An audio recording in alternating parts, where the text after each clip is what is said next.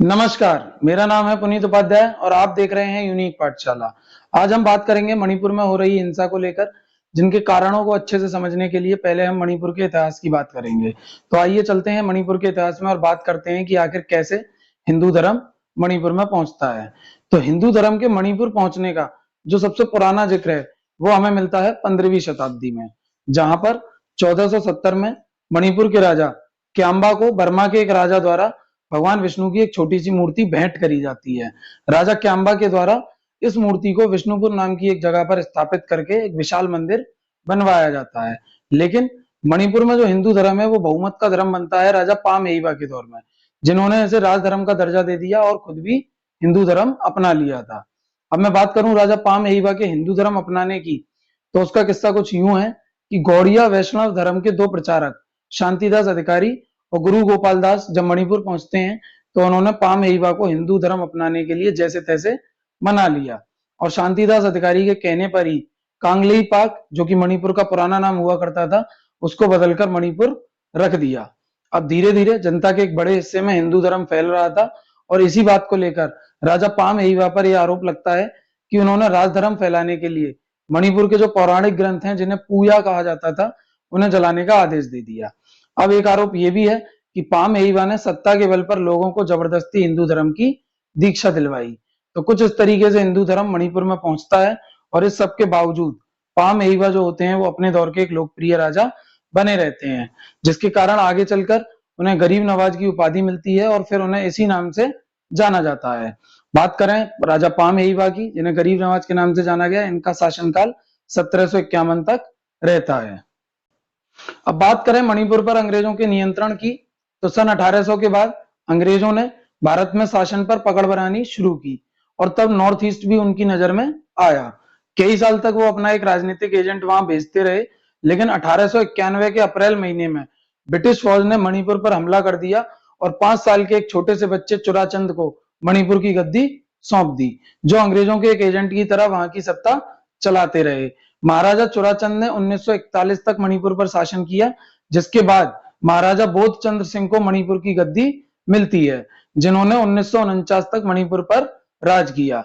अब बात करें उसी समय में दूसरे विश्व युद्ध के दौरान मार्च 1944 से जुलाई 1944 के बीच मणिपुर का एक हिस्सा जापान की सेना के कब्जे में रहा, जहां उन्होंने राजधानी इंफाल पर भारी बमबारी भी की। लेकिन 1947 में जब भारत आजाद होता है, तो ब्रिटिश हुकूमत ने यहाँ की सत्ता पूरी तरीके से महाराजा बोधचंद्र सिंह को सौंप दी थी।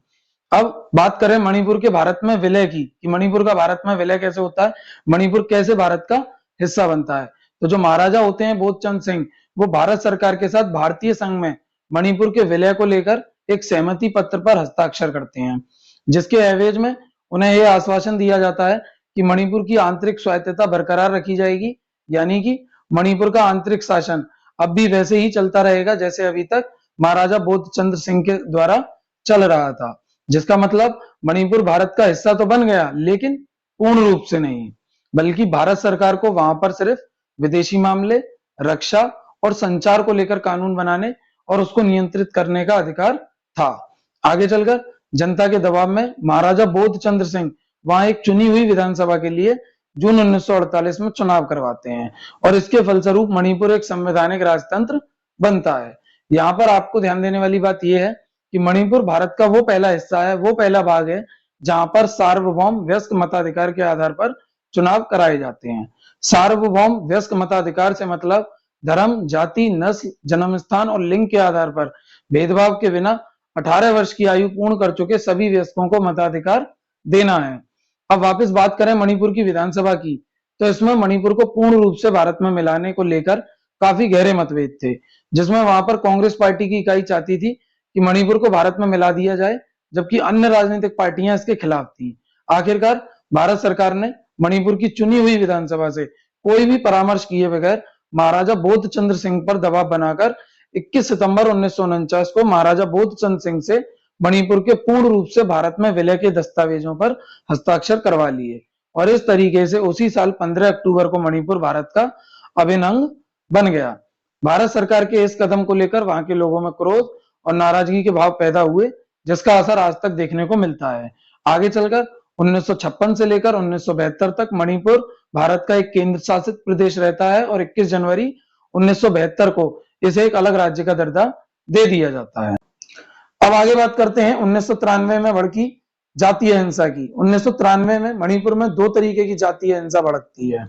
एक और होते हैं मुस्लिम पंगल समुदाय और मैतेई हिंदू समुदाय, दोनों ही आपस में भिड़े हुए होते हैं। वहीं दूसरी तरफ कुकी और नागा समुदाय के बीच भी जमकर हिंसा हो रही होती है। 3 मई 1993 से पंगल मुस्लिम और मैतेई हिंदुओं के बीच जो हिंसा शुरू होती है वो 5 मई को खत्म होती है। इन 2 दिनों तक चली हिंसा में करीब 130 लोग मारे जाते हैं। वहीं दूसरी तरफ जनवरी 1993 में इम्फाल से 40 किलोमीटर दूर नागाओं के एक गांव सदुकरोही पर कुकी समुदाय के द्वारा हमला कर दिया जाता है। इस हिंसा ने इतना विकराल रूप लिया कि मणिपुर की पहाड़ियों पर नागा और कुकी समुदाय के बीच जमकर खून-खराबा होने लगा। 13 सितंबर को नागा आतंकवादियों ने जनवरी महीने में हुई घटना का बदला लेने के लिए लगभग 100 कुकियों को मौत के घाट उतार दिया। जनवरी महीने से शुरू हुई इस हिंसा में सितंबर महीने तक लगभग 400 लोगों की मौत होती है। तब मणिपुर में तैनात भारतीय सेना के 57 माउंटेन डिवीजन के मेजर जनरल AK सेनगुप्ता कहते हैं कि हालात इतने गंभीर हैं कि जो स्थानीय लोग हैं वो भी उग्रवादियों से मिले हुए हैं और यही वजह है कि हिंसा को रोक पाना मुश्किल है। इस हिंसा का सिर्फ पॉलिटिकल सॉल्यूशन है। जब हालात हाथ से निकलने लगते हैं तो खुद उस समय के CM दोरेंद्र सिंह ने केंद्र की नरसिम्हा राव सरकार से राष्ट्रपति शासन लगाने की सिफारिश की।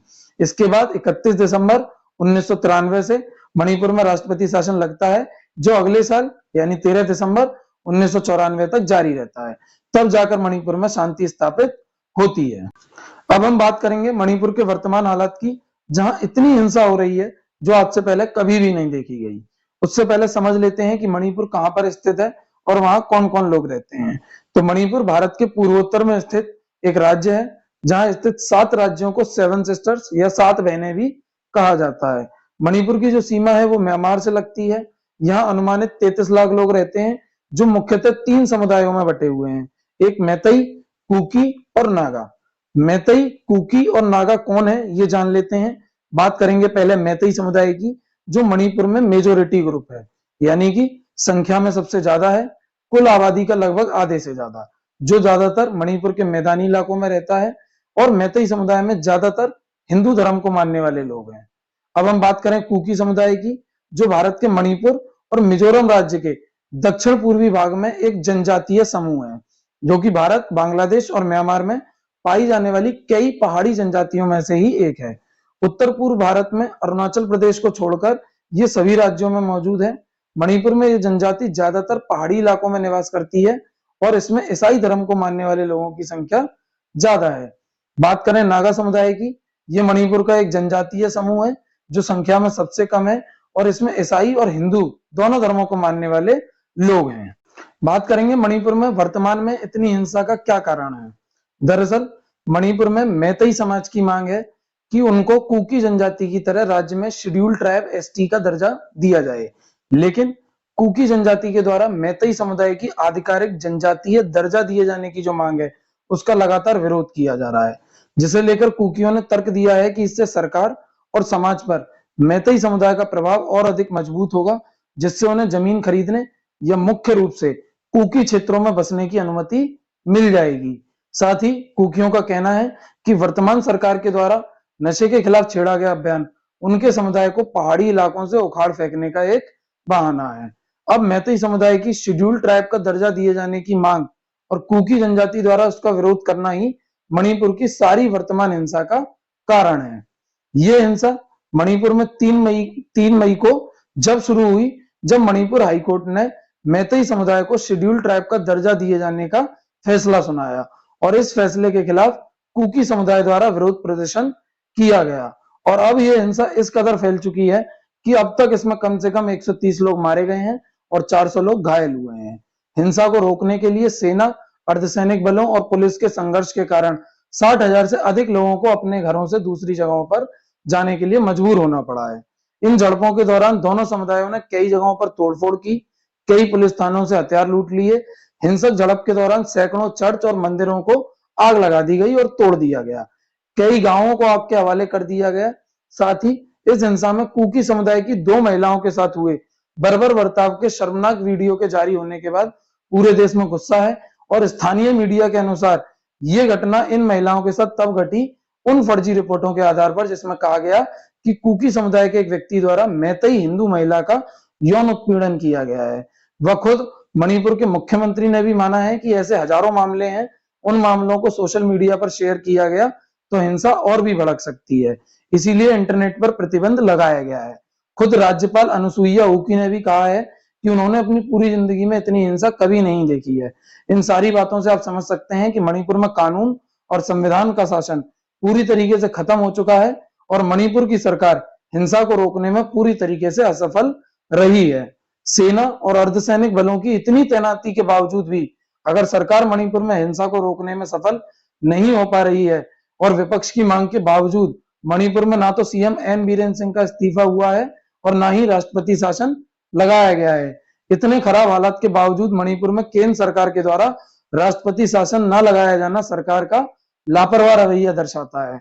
अब हम आपको बताते हैं कि किन तरीकों को अपनाकर सरकार मणिपुर में शांति स्थापित कर सकती है। पहला, मणिपुर में मुख्यमंत्री पद में बदलाव करके नए चेहरे को सामने लाना जिसकी स्वीकार्यता राज्य में ज्यादा हो।